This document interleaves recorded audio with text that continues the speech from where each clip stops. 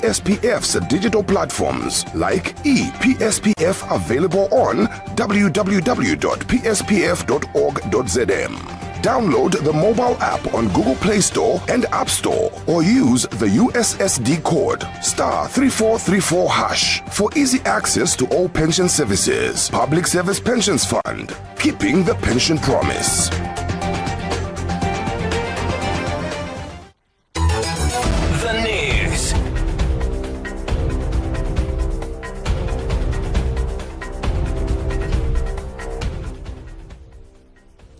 Hello and welcome to our news, the headlines.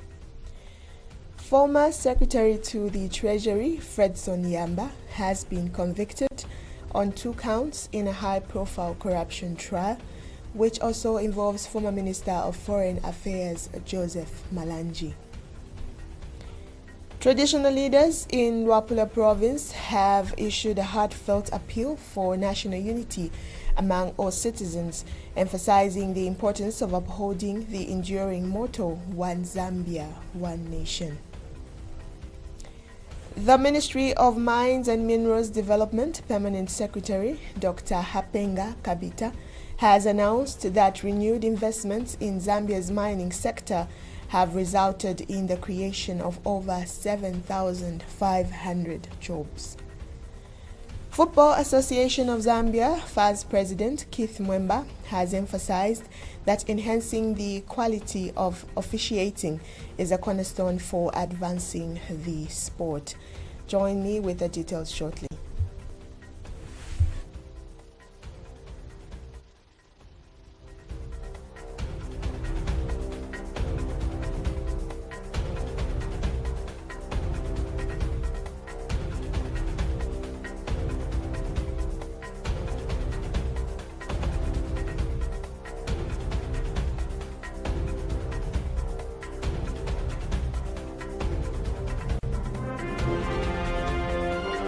The news, 88.5 Sun FM.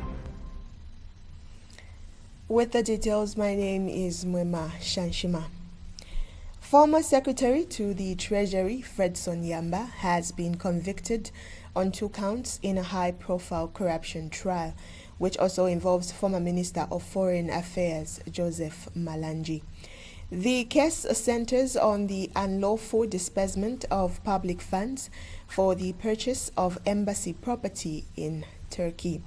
Delivering her judgment at the Lusaka Magistrate Court, Magistrate Irene Wishimanga found Mr. Yamba guilty on Count 1, abuse of office, and Count 2, unlawful authorization of funds. The court determined that Mr. Yamba approved the release of approximately $4.6 million for the acquisition of property for the Zambian mission in Turkey, bypassing the approved budgetary framework and without securing parliamentary approval. In Count 2, the court ruled that Yamba violated financial regulations by converting established procurement procedures. He failed to obtain cabinet authority and neglected to involve the Ministry of Works and Supply, the designated agency for government real estate transactions. Magistrate Mwashibanga stated that Mr. Yamba's actions facilitated the diversion of state funds and laid the groundwork for subsequent money laundering offenses linked to Mr. Malanji. Meanwhile, former Minister of Foreign Affairs Joseph Malanji has been convicted on multiple counts in a landmark corruption trial that has exposed a complex web of illicit financial dealings and assist concealment. Magistrate Washimanga delivered the judgment that found Malanji guilty on counts 3, 4, 6, 8, 9, and 10, including charges of money laundering and possession of property suspected to be proceeds of crime. The court detailed how Malanji orchestrated the acquisition of high-value assets, including 2 helicopters and several luxury properties using funds that could not be lawfully accounted for. Further convictions relate to the purchase of multiple homes in Lusaka's upscale Silverest Gardens and other prime locations. These acquisitions were financed through large cash and dollar transactions that are far exceeded Mr. Malanji's known income as a public servant. The court noted that the transactions were supported by misleading documentation, including fictitious mining and construction contracts allegedly based in DRC and China. Magistrate Mwashimanga ruled that Malanji failed to provide a lawful explanation for the source of the funds and that the financial arrangements were deliberately structured to disguise the origin and ownership of illicit wealth. She described his conduct as a calculated effort to siphon public resources under the guise of diplomatic duty and personal enterprise. Mitigation proceedings are currently underway, with sentencing adjourned to tomorrow. Chief Chisunka of the Bemba-speaking people in Mansa District, Luapula Province, has issued a heartfelt appeal for national unity among all citizens, emphasizing the importance of upholding the enduring motto, One Zambia, One Nation. Chief Chisunka commended traditional leaders across the country for their active participation in various cultural ceremonies, describing their presence as a powerful symbol of peace, unity, and mutual respect. His remarks, Chief Chisunka urged citizens to reject divisive bureaucratic cautioning that such sentiments foster regionalism and undermine national cohesion. He underscored that every Zambian bears a responsibility in nurturing and safeguarding peace and unity. Traditional leaders to come together. We are very thankful, His Excellency, Mr. President Akande Shirema. What we can ask as traditional leaders now, we don't want this language of tribalism. Tribalism comes from these so-called politicians. Because for us, when we meet, we don't even say each other that you come from this one. In our vernacular language, we say, which means we don't even segregate that this chief comes from this side, this chief comes from this side. We are just one. Meanwhile, Chief Chimese called on political leaders to conduct their campaigns peacefully and to avoid any acts of violence. He highlighted Zambia's long-standing legacy of peace, stressing that it must be preserved and protected, particularly as the nation approaches the 2026 general elections. To politicians, try to campaign in a peaceful way. No name callings. And see that when you promise people, fulfill it, then Zambia will be forward working in a good way.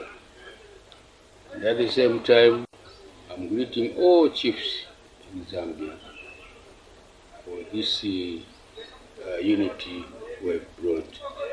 Keep it up. Now rest the headmen and others. The Ministry of Mines and Minerals Development Permanent Secretary Dr. Hapenga Kapita has announced that renewed investments in Zambia's mining sector have resulted in the creation of over 7,500 jobs. Delivering a virtual presentation at the 2025 Africa Down Under Conference in Perth, Australia, Dr. Kabeta emphasized that the investments are propelling the country closer to its strategic goal of producing 3 million metric tons of copper annually by the year 2030. He further noted that government has intensified its marketing efforts through the Zambia Mining Investment Insaka initiative, which has successfully attracted a growing number of companies expressing interest in entering the Zambian market. Dr. Kabita underscored the importance of creating a conducive environment for both local and international investors to participate meaningfully in the mining sector. In his concluding remarks, he extended an invitation to prospective investors, urging them to channel their resources into Zambia's mining industry, which he described as a cornerstone of the country's economic transformation. Production. So overall, the copper production outcomes of the vision. Firstly, overall copper production increased by 12% in 2024. From 732 last in 2023 to 824,186 metric tons in 2024. Currently, the production levels in 2025 are higher than that of 2024 during the same period. Over 7,500 new jobs have been created as a result of these investments in various mining companies. Mining companies reinvesting and committing their long-term future to Zambia. It's evident. We are talking about Barrick Lumwana, we are talking about FQM, who have made very significant investments in the country. With those investments, they have also extended the mine lives. You are watching the Sun FM TV Midday News. We take a break. When we return, we have more in sports news. Keeping the pension from public service pension, feeling appointed to secure the future of our members, even after retirement and lead a normal life. Keeping the pension promise. Public Service Pensions Fund, reaching you in all 10 provinces of Zambia. PSPF, keeping the pension promise. Welcome back. And finally, in sports news, Football Association of Zambia, FAZ President Keith Mwemba, has reiterated his administration's dedication to elevating the standards of refereeing across the country. Speaking during the second phase of the Video Assistant Referee VAR training program, Mwemba emphasized that improving officiating remains a cornerstone of football development and has been one of his foremost priorities since assuming office. He linked the VAR initiative to broader advancements within Zambian football, noting that the introduction of new broadcast agreements is expected to unlock strategic partnerships and foster modernization of the domestic league.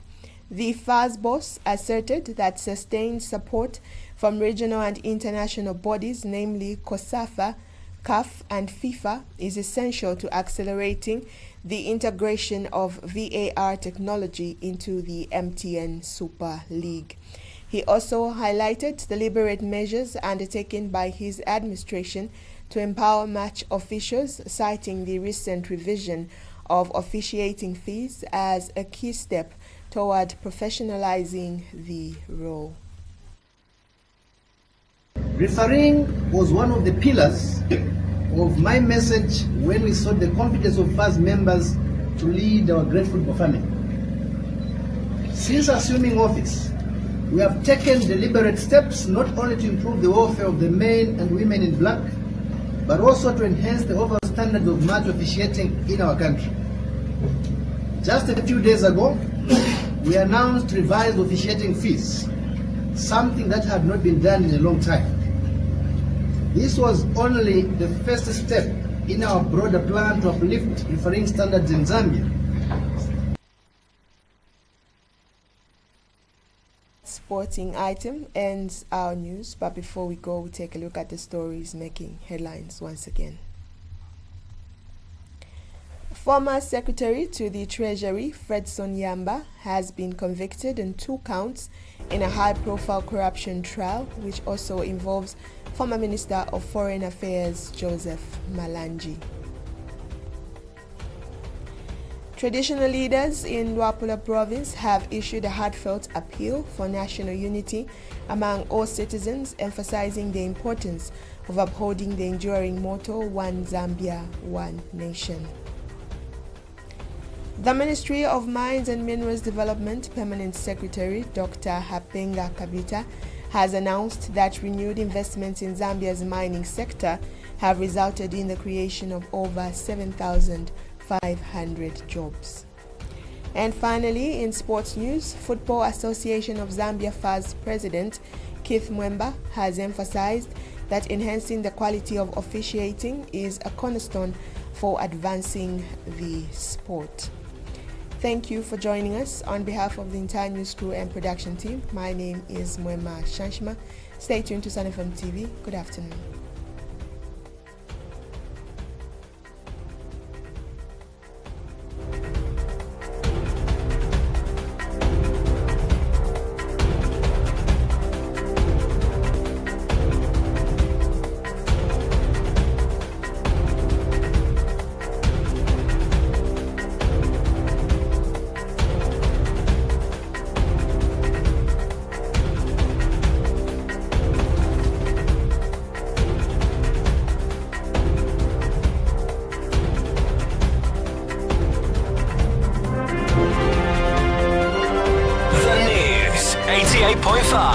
Sun FM.